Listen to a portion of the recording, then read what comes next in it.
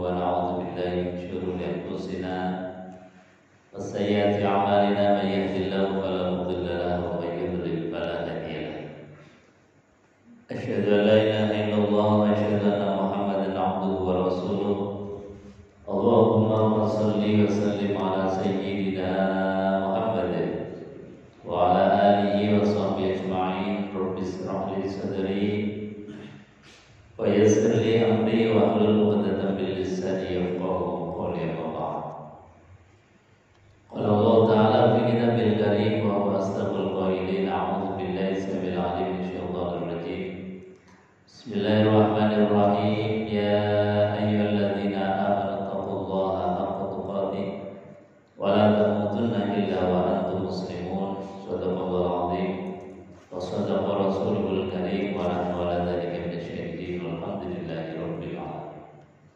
Bapak Ibu hadirin jemaah salat subuh Masjid An-Nur yang dimuliakan Allah Subhanahu wa taala. Alhamdulillah.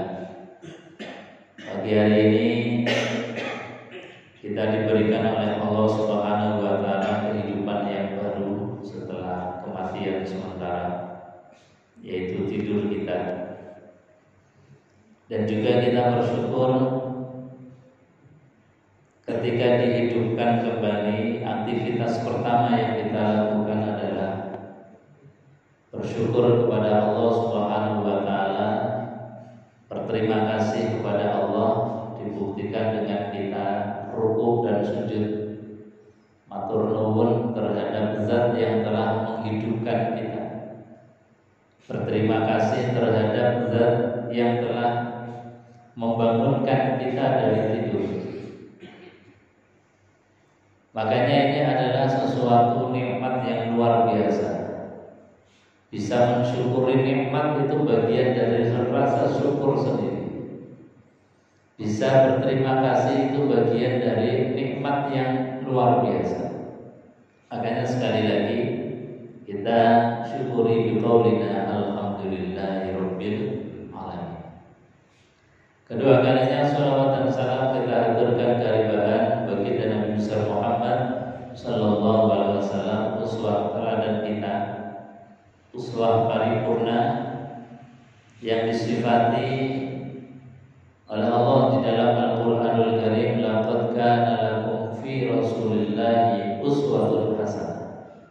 Sungguh benar-benar ini enggak main-main Allah mendeklarasikan Nabi Muhammad sebagai uswah. Bahkan di ayatnya itu sampai Allah menegaskan dengan kalimat yang sangat tegas, laqad, dan sungguh benar-benar. Sudah ada lam ditambah dengan qad, itu artinya sungguh benar-benar ada dalam diri pribadi Rasulullah. Apa itu? Uswatun hasanah, teladan yang baik, teladan yang paripurna, sempurna. Artinya apapun dari Rasulullah ketika kita mencontoh, baik ucapan beliau, perbuatan beliau, gerak-gerik beliau, dari mulai bangun tidur sampai menjelang tidur, kok kitanya kok ittiba' Rasul, mencontoh Kanjeng Nabi, itu bagian dari ladang pahala yang mendatangkan ridhonya Allah Subhanahu wa taala. Maka mau tidak mau kita harus banyak mengenal beliau Rasulullah. Tanpa mengenal beliau gak mungkin kita bisa meniru. Tanpa kita kenal dengan Kanjeng Nabi, kita tidak akan bisa mencontoh beliau Rasulullah sallallahu alaihi wasallam. Maka Allah sampaikan di dalam Al-Quran, alladzina atainahumul kitab ya'rifunahu kama ya'rifuna abna'ahum. Orang-orang ahli kitab dulu itu juga kenal dengan Nabi seperti mereka mengenal anaknya sendiri. Maknanya apa? Kenalnya detail. Nah, kita yang mengaku umat Rasulullah SAW kadang-kadang tidak detail mengenal Rasulullah SAW. Nah, pagi hari ini kita diajak oleh Al-Imam Izzuddin untuk mengenal beliau. Rasulullah SAW di dalam kitab Syajaratul Ma'arif ada satu bab faslun fi nadhari fi sidqi Rasulillah sallallahu alaihi wasallam. Di pasal ini beliau menyampaikan fi nadhari di dalam melihat fi sidqi Rasulillah sallallahu alaihi wasallam, tentang kejujurannya Kanjeng Nabi Muhammad sallallahu alaihi wasallam. Yang as-sidqu atau sidik itu bagian dari sifatnya para nabi, sifatnya Rasulullah SAW. Jadi Nabi Rasul termasuk Nabi Muhammad SAW punya sifat 4 yang permanen, 4 sifat yang permanen. Yang pertama adalah as-siddiq, yaitu benar atau jujur. Amanah, yaitu menyampaikan atau dapat dipercaya. Tabligh, menyampaikan risalah tanpa adanya kurang. Fatonah, cerdas. As-sidqu, sifat jujurnya Kanjeng Nabi Muhammad SAW. Ini juga diakui oleh orang-orang yang nantinya tidak percaya bahwa Nabi Muhammad SAW sebagai Nabi dan Rasul.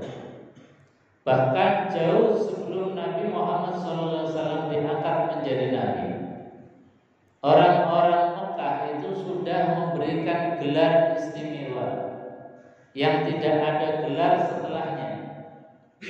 Tidak ada gelar akademik itu seperti gelar yang dimiliki oleh Kanjeng Nabi, yaitu apa? Al-Amin, orang yang paling dapat dipercaya, orang yang paling jujur. Ini kan nggak ada orang yang bergelar orang yang paling jujur. Dan gelar ini sejatinya tidak serta-merta, apalagi gelar yang sifatnya nuwun sewu, bisa dibeli atau karena viral di media sosial, tapi karena memang perilakunya Kanjeng Nabi Muhammad SAW, di mana tidak dikenal sebagai orang yang jujur sejak kecil. Nabi Muhammad SAW itu kan menggembala kambing milik orang lain. Itu dengan kejujuran beliau, semua kambing yang dipelihara beliau tidak ada satupun yang kemudian hilang atau dijual oleh beliau. Meskipun kambingnya itu jambalain, memenuhi 2 bukit saking banyak. Andai kata Kanjeng Nabi misalnya jual 1, jual 2, itu enggak kelihatan.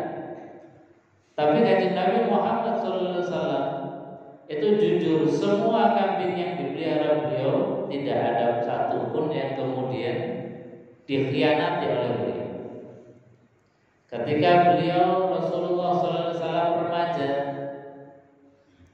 itu saat terjadi potensi konflik besar antar suku, itu punya ego masing-masing. Ketika batu Hajar Aswad itu lepas dari tempatnya karena saat itu banjir bandang, Mekah atau Ka'bah mau direnovasi, masing-masing suku merasa punya hak untuk meletakkan batu Hajar Aswad. Karena apa? Meletakkan batu Hajar Aswad itu bagian daripada kemuliaan sebuah atau kelompok. Jadi kalau kelompok bisa meletakkan Hajar Aswad, itu dianggapnya kelompok yang paling dominan, kelompok yang paling kuat. Walhasil kemudian suku-suku ini merasa punya hak, sehingga rebutan untuk menaruh Hajar Aswad dan potensi untuk Maka kemudian mereka sepakat, begini aja, yang meletakkan batu Hajar Aswad itu yang pertama kali masuk ke Masjidil Haram. Maka malam hari kemudian disepakati siapa saja yang pertama kali masuk Masjidil Haram dialah yang berhak. Ternyata yang pertama kali adalah Muhammad Shallallahu Alaihi Wasallam. Tapi Nabi Muhammad yang kala itu masih remaja diberi hak untuk meletakkan. Beliau tidak egois, beliau tidak semena-mena karena dapat hak privilege. Tidak kemudian egois, saya aja yang meletakkan, tidak. Kanjeng Nabi itu kemudian gelar serbannya beliau. Jadi beliau punya kain serban, seperti serban ini digelar. Setelah digelar, batu Hajar Aswad itu diletakkan di tengah-tengah. Kemudian masing-masing kepala suku itu disuruh megang pojok-pojoknya kain serbannya Rasulullah SAW. Maka mereka senang sekali. Semua diberikan hak untuk mengangkat menggotong Hajar Aswad. Nah, inilah pertama kali kemudian Kanjeng Nabi diberikan julukan Al-Amin, orang yang paling dapat dipercaya. Ini sifat siddiq, jujurnya Kanjeng Nabi Muhammad SAW. Maka di dalam kitab Syajaratul Ma'arif ini ada satu pasal, satu bab, fin nazari fi sidqi Rasulillah sallallahu alaihi wasallam. Melihat kejujuran Kanjeng Nabi. Sejauh mana Nabi itu jujur? Ketika Nabi sallallahu alaihi wasallam diangkat menjadi nabi, diangkat menjadi rasul, dapat wahyu dari Allah Subhanahu wa taala. Itu kan orang-orang sudah mulai mendustakan, enggak percaya kalau Muhammad itu nabi, enggak percaya kalau Muhammad itu rasul. Padahal secara zahir itu sudah cetha welo-welo, irhasul linubuwah, tanda kenabian secara fisik, secara zahir yang dapat dilihat dengan kasat mata, itu sudah bahasanya kita itu cetha welo-welo, tampak jelas. Contohnya apa? Yang tampak jelas misalnya digambarkan oleh Ka'bul Akbar. Ini di dalam kitab-kitab Sirah Nabawiyah. Ini disampaikan hadis yang diriwayatkan dari Ka'bul Akbar. Ka'bul Akbar itu bapaknya dulu ahli kitab. Kitab Taurat, kitab Injil, kitab Zabur, itu beliau diajari bapaknya khatam beberapa kali. Jadi tidak ada ayat-ayat dari Alkitab yang tidak diajarkan kepada beliau.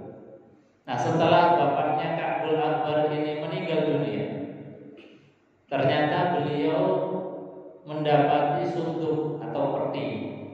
Setelah peti itu dibuka, ternyata ada lempiran-lempiran yang isinya tentang irhasul linubuwah, tanda-tanda kenabian, ciri nabi akhir zaman yang disimpan, nggak diajarkan kepada Ka'bul Akbar.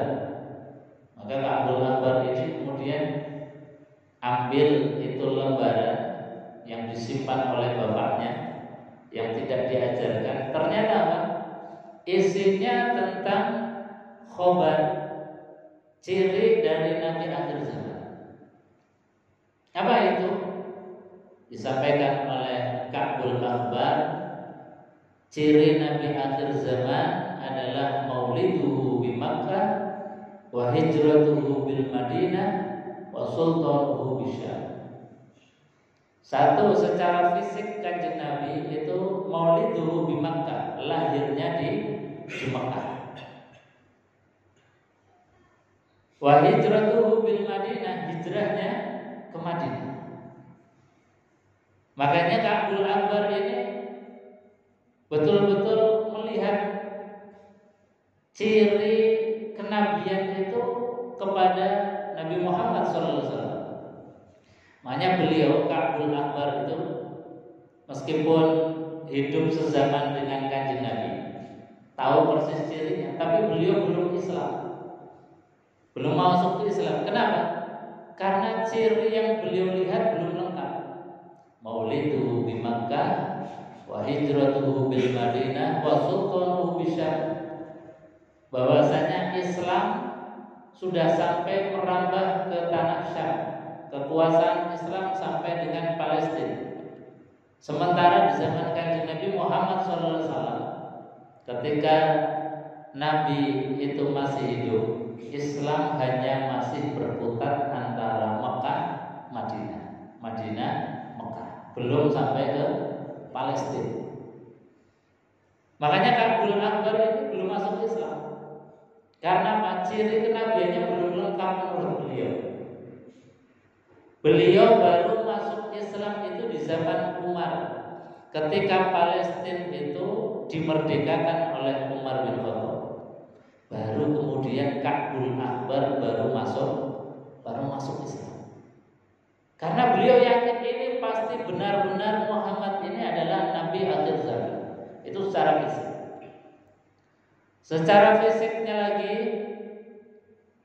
ketika Nabi Muhammad SAW itu remaja, diajak oleh pamannya untuk muhibah berdagang ke Syam, ke Palestina. Ketika berangkat dari Mekah sampai perbatasan Syam, kira-kira kalau sekarang mungkin sampai ke Damaskus atau ke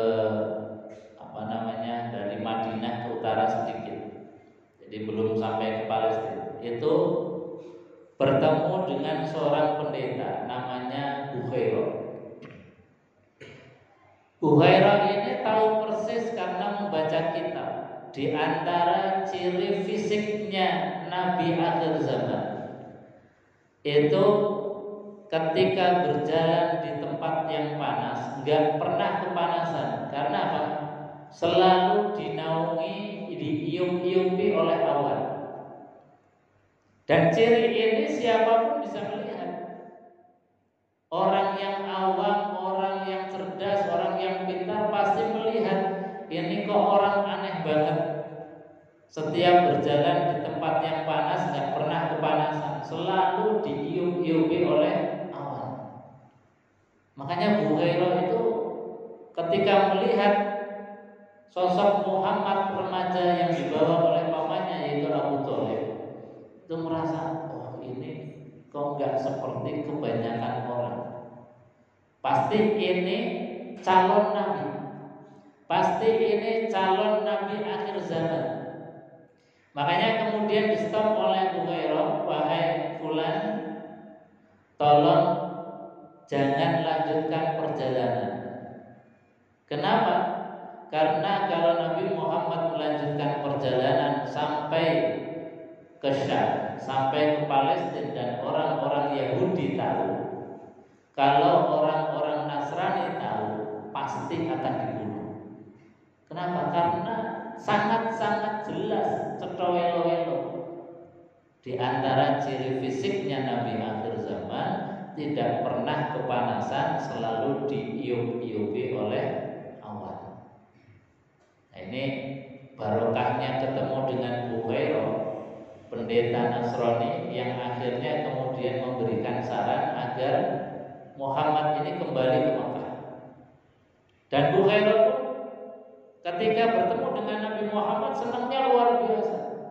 Raut mukanya sangat-sangat gembira. Makanya kemudian tanya kepada pamannya, apakah ini anakmu wahai Abu Thalib? Maka dijawab oleh Abu Thalib, ya, ini anak saya. Pendeta Bukhairah yang asalnya senang banget karena semua ciri itu sudah beliau lihat pada pribadi Nabi SAW. Tapi guru-guru Abu Thalib ini ngaku sebagai ayahnya, maka Bukhairah ini jadi kemudian kecewa banget. Yang asalnya senang jadi kecewa. Maka Abu Thalib kemudian nanya, karena raut mukanya yang kemudian berubah, kenapa engkau tadi kelihatan senang banget kok sekarang kecewa? Maka dijawab oleh Bukhairah, saya tadinya senang banget karena semua ciri-ciri kenabian ada pada anak ini, kecuali satu, yaitu anak ini masih punya bapak. Karena diterangkan di dalam kitab-kitab Zabur, Taurat, dan Injil, ciri Nabi akhir zaman itu bapaknya sudah meninggal dunia. Maka saya kecewa kalau anak ini masih punya bapak dan masih hidup. Maka kemudian Abu Thalib menjelaskan bahwa ya, sejatinya saya bukan bapaknya asli, saya ini pamannya. Kalau bapaknya ini sudah meninggal dunia. Kembali raut muka Bukhairah itu senangnya luar biasa. Diciumi Nabi Muhammad SAW, bahkan beliau mengatakan, andai kata saya menangi anak ini diangkat menjadi Nabi dan Rasul, saya bisa menyaksikan anak ini menjadi Nabi dan Rasul akhir zaman sebagai Khatamul Anbiya, maka saya orang yang pertama untuk mengimani, dan saya yang akan membela dia ketika dikuyok-kuyok oleh umatnya. Karena di antara ciri kenabian adalah diusir dari tempat kampung halamannya, dikuyok-kuyok oleh umatnya. Dan itulah kanjeng Nabi Muhammad SAW. Jadi Bukhairah itu pasang badan langsung. Makanya kemudian karena ciri fisik ini sangat jelas, sangat cetha welo-welo, Nabi Muhammad atau Muhammad remaja ini disuruh untuk kembali ke Mekah. Karena kalau tidak kembali, maka orang-orang Yahudi, orang-orang Nasrani pasti akan membunuhnya. Nah, ini di antara Nabi Muhammad SAW irhasul linubuwahnya itu sangat jelas. Maka ketika Nabi Muhammad SAW itu diangkat menjadi Nabi, diangkat menjadi Rasul, orang-orang Yahudi, orang-orang Nasrani ini nggak percaya, mempertanyakan menyoal ini kok ada orang Mekah ngaku Nabi, padahal biasanya Nabi itu adalah keturunan daripada nabi-nabi sebelumnya. Kok ini ada orang Mekah yang di Mekah belum ada nabi sebelumnya, kok mengaku sebagai nabi? Makanya kemudian Allah Subhanahu wa taala ini menjelaskan bahwa Muhammad pun itu adalah zurriyatan ba'duha min ba'd, termasuk keturunan daripada nabi-nabi. Karena Ibrahim pernah tinggal di Mekah, bahkan anaknya itu hidup di Mekah, yaitu Nabiullah Ismail alaihissalam. Dan Nabiullah Ismail itu punya keturunan, dan keturunannya sampai kepada baginda Nabiullah Muhammad sallallahu alaihi wasallam. Buktinya apa? Ada situs di Mekah, yaitu inna awwala baiti wudi'a lin-nas lalladzi bi Bakkah mubarakan wa hudan lil alamin fihi ayatun bayyinatun maqamu Ibrahim.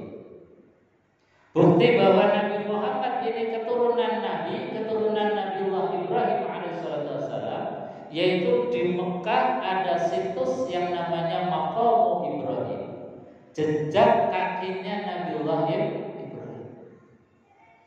Jadi situs itu menjadi bukti penting. Nilai sejarah itu jangan dihilangkan.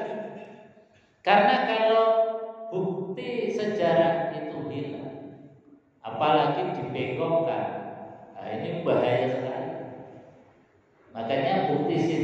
situ menjadi penting. Di situ ada maqam Ibrahim, ada Hijr Ismail, ada Ka'bah, ada situs Mas'ah antara Safa dan Marwah yang dulu Bunda Hajar itu kemudian lari-lari untuk ikhtiar mencari penghidupan agar anaknya dan beliau bisa tetap eksis hidup. Maka beliau lari-lari di Mas'ah antara Safa dan Marwah. Nah, itu situs semua dalam rangka membantah klaim orang-orang Yahudi, orang-orang Nasrani yang tidak percaya terhadap kenabian Nabi Muhammad SAW, bahwasanya Nabi itu harus keturunan dari nabi-nabi sebelumnya. Buktinya apa?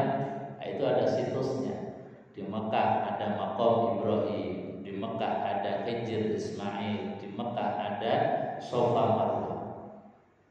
Ini adalah cara Allah membantah ketidakpercayaan orang-orang Yahudi, orang-orang Nasrani ketika Nabi Muhammad SAW itu diangkat menjadi Nabi dan Rasul. Nah, ini cara Allah Subhanahu wa Ta'ala untuk menjelaskan tentang fi sidqi Rasulullah SAW, sifat jujurnya Kanjeng Nabi ketika beliau diangkat menjadi Nabi dan Rasul, bahwa beliau tidak bohong, bahwa beliau itu tidak ngarang-ngarang kalau dia Nabi, kalau dia Rasul, betul-betul diangkat oleh Allah Subhanahu wa Ta'ala. Nah, ini di antara dalil yang disampaikan oleh Quran. Bahkan Al-Imam Izzuddin di dalam kitab Syajaratul Ma'arif ini itu mengutip satu ayat untuk melihat kejujuran Kanjeng Nabi Muhammad SAW. Allah berfirman, wa in kuntum fi raibin mimma nazzalna ala abdina fa'tu bi suratin min misli wad'u syuhada'akum min dunillahi in kuntum shodiqin. Nah, ini tantangan Allah terhadap orang yang tidak percaya terhadap Kanjeng Nabi Muhammad SAW. Kata Allah, kalau kalian gak percaya, gak apa-apa. Kalau kalian ragu terhadap Quran, gak apa-apa. Kalau kalian menganggap bahwa Quran itu karangannya Muhammad, gak apa-apa. Allah itu sangat fair, demokratis. Kata Allah, wa in kuntum fi raibin, dan jika kalian itu dalam keadaan ragu, mimma nazzalna ala abdina, terhadap apa yang aku turunkan kepada hambaku yaitu Muhammad, yaitu berupa Al-Qur'anul Karim. Kalau kalian itu ragu, tidak percaya kalau Quran dianggap sebagai karangan Muhammad, fatu bi suratin min misli. Kata Allah, silakan datangkan buat satu surat yang semisal sepadan dengan Quran. Jadi kalau kalian ragu terhadap kejujurannya Muhammad, silahkan, gak apa-apa kata Allah. Tapi coba buat satu surat yang sepadan dengan Al-Qur'anul Karim. Dan tantangan Allah ini sejak Quran turun sampai sekarang, sampai akhir zaman, kalau ada yang meragukan Quran, gak apa-apa kata Allah. Tapi coba kalian buat yang sepadan, yang sama dengan Al-Qur'an. Jadi kata Allah, "Fatu bi suratin min mithlihi wa da'u syuhada'akum min dunillah." Kalau kalian enggak bisa, maka boleh cari ahli bahasa, ahli apa saja untuk membuat satu surat. Fatu bi suratin min mithlihi wa da'u syuhada'akum min dunillah in kuntum shodiqin. Jika kalian memang benar mengatakan bahwa Muhammad itu bukan nabi, Muhammad bukan rasul, Quran itu karangan Muhammad, enggak apa-apa. Jika kalian memang benar klaimnya, fatu bi suratin min mithlihi, datangkan satu surat yang semisal dengan Al-Qur'an. Nah, ini tantangan Allah yang sejatinya adalah al-mu'jiz al-munazzal. Ini mukjizat yang diturunkan oleh Allah. Jadi betul-betul Allah itu sangat demokratis. Bahkan di dalam Fawaidus Suwar, pembuka surat, misalnya pembuka surat Al-Baqarah, pembuka surat Maryam, pembuka surat Yasin, pembuka surat itu kan ada Fawaidus Suwar, misalnya Alif Lam Mim, itu pembuka surat Al-Baqarah. Pembuka surat Maryam Kaf Ha Ya Ain Shad. Itu kalau kita baca tafsir klasik, itu biasanya para ulama tafsir hanya mengartikan wallahu a'lam bimuradi. Hanya Allah yang tahu tentang maknanya. Tetapi ini akan bisa disoal, akan bisa dipertanyakan. Katanya Quran itu hudal linnas, petunjuk bagi manusia. Kok hanya Allah yang tahu? Berarti nggak bisa jadi petunjuk. Makanya kemudian para ahli tafsir kekinian itu berusaha untuk menjelaskan makna alif lam mim, makna kaf ha ya ain shad, makna alif lam ra. Itu kata beliau para ahli tafsir bahwa Allah sengaja mengawali surat-surat itu dengan huruf-huruf sebagai bentuk tantangan terhadap siapa saja yang tidak percaya terhadap Quran. Seolah-olah Allah ingin mengatakan, kalau kalian tidak percaya terhadap Quran, silahkan buat satu surat atau satu ayat saja yang semisal dengan Quran. Wong Quran itu isinya huruf-huruf semisal alif, lam, mim. Wong Quran itu isinya semisal huruf-huruf kaf, ha, ya, ain, shad. Andai kata Quran itu bukan mukjizat Allah, pasti kalian akan bisa membuatnya yang sama. Itu maknanya.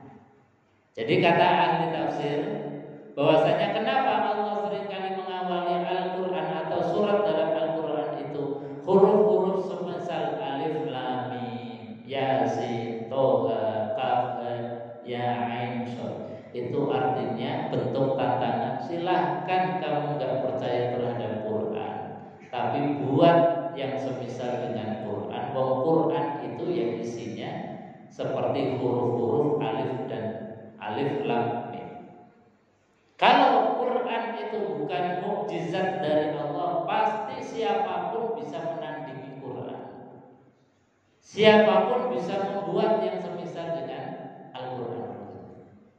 Nah, ini Imam Izzuddin itu mengambil satu ayat di dalam menjelaskan bentuk daripada kejujurannya Kanjeng Nabi. Kanjeng Nabi sangat jujur bahwa beliau itu Nabi, beliau itu Rasul. Di antara dalilnya, wa in kuntum fi raibin mimma nazzalna ala abdina fa'tu bi suratin min mithlihi. Kata Nabi, saya ini Nabi, Rasul, utusan Allah. Kalau kalian enggak percaya, ya enggak apa-apa. Tapi fa'tu bi suratin min mithlihi, buat tandingan Al-Quran, meskipun hanya satu surat. Bahkan di ayat yang lain, dalam surat Al-Isra misalnya, Allah juga menyampaikan, qul la in ijtama'atil insu wal jin.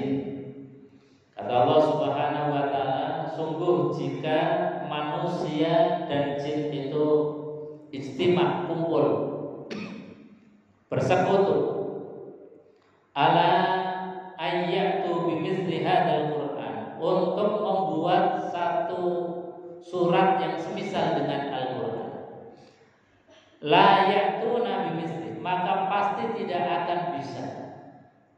Meskipun itu hanya satu ayat, meskipun itu hanya satu surat, gak akan bisa. Meskipun mereka jin dan manusia bersekutu, membuat bareng-bareng, kumpul bareng, buat tandingan dengan Al-Quran. Walau kana ba'din dhahir, meskipun mereka saling bantu-membantu, gak akan bisa. Nah, ini bukti bahwa Quran itu betul-betul al-mu'jizul munazzal 'ala Nabi sallallahu alaihi wasallam. Mukjizat yang diturunkan Allah kepada beliau baginda Rasulullah sallallahu alaihi wasallam. Nah, ini sekali lagi bentuk kejujuran Kanjeng Nabi. Makanya beliau mengatakan an-nazaru fi sidqi Rasulillah, bahwa melihat kejujuran Kanjeng Nabi Muhammad sallallahu alaihi wasallam itu adalah wasilatu ila ittiba'i, adalah wasilah, lantaran, media untuk kita bisa ittiba, mengikuti Kanjeng Nabi Muhammad sallallahu alaihi wasallam. Tanpa kita melihat kejujurannya Kanjeng Nabi, gak akan bisa kita kemudian mengikuti beliau. Tanpa kita mengenal Kanjeng Nabi secara detail, secara mendalam, gak mungkin kita itu bisa mengikuti Kanjeng Nabi Muhammad SAW. Makanya di awal prolog saya sampaikan bahwa pagi hari ini kita belajar untuk lebih detail tentang pribadinya Kanjeng Nabi. Karena gak akan mungkin kita bisa mengikuti Kanjeng Nabi kalau kita gak kenal. Makanya beliau Imam Bisuddin juga menyampaikan an-nazaru fi sidqi Rasulillah sallallahu alaihi wasallam wasilatun ila ittiba'i, bahwa melihat, memandang, memeriksa kejujurannya Kanjeng Nabi Muhammad sallallahu alaihi wasallam itu adalah wasilatun ila ittiba'i, sebagai media, cara untuk kita niru Kanjeng Nabi. Wattiba'uhu fi dzalika wasilatun ila sa'adatid dunya wal akhirah. Dan mengikuti Kanjeng Nabi Muhammad sallallahu alaihi wasallam itu adalah wasilah, sebagai media, sarana sa'adatid dunya wal akhirah, bahagia dunia dan akhirat. Jadi ukuran kebahagiaan dunia itu adalah ittiba'ur Rasul. Enggak mungkin orang itu bahagia yang hakiki kecuali ukurannya adalah ittiba' Rasul. Nah, ini juga menjadi koreksi kita. Kita kadang menganggap bahagia, menganggap senang itu dari ukuran-ukuran yang sangat-sangat rendah. Ukurannya uang, duit, ukurannya harta. Kalau banyak uang itu menganggapnya, bahkan kita itu dipersepsikan kita punya satu angan-angan, gambaran, mindset kita itu seperti bahagia, senang. Padahal itu semua adalah fata morgana saja. Kelihatannya senang, tapi jangan-jangan bisa jadi uang, harta kita itu wasilatun ila babin nar, sebagai wasilah menuju pada pintu neraka. Hati-hati. Makanya mindset kita harus dibangun bahwasanya sa'adatud dunya wal akhirah, bahagia dunia dan akhirat itu ukurannya ittiba'ur Rasulillah sallallahu alaihi wasallam, adalah mengikuti kanjeng. Makanya ketika kita pagi-pagi baru bangun tidur, aktivitas pertama adalah rukuk dan sujud mengikuti kanjeng Nabi. Harusnya kita punya kebanggaan yang lebih dibandingkan dengan kita hanya sekedar diberikan harta oleh Allah Subhanahu wa taala. Nah, mindset yang seperti ini yang harus kemudian kita luruskan kembali. Jadi sekali-kali kadang kita mindsetnya ukuran bahagia itu diukur dari uang, diukur dari dunia. Makanya pagi hari ini itu kita diajarkan oleh guru kita Imam Bisuddin, itu mindset, memperbarui mindset kita, pikiran kita, yaitu apa? Ittiba'uhu fi dzalika wasilatun ila sa'adatid dunya wal akhirah.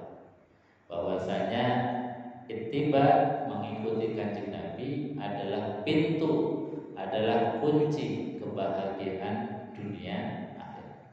Mudah-mudahan kita yang hadir di majelis ini termasuk orang-orang yang bisa mengikuti kanjeng Nabi, meskipun secuil, meskipun sedikit. Insya Allah kita akan menjadi manusia yang bahagia dunia akhirat. Amin ya rabbal alamin. Sebelum ditutup mungkin ada pertanyaan. Dan tidak ada, kita tutup majelis ini dengan doa kafaratul majelis bersama. Bismillahirrahmanirrahim. Subhanakallahumma wa bihamdika asyhadu an la ilaha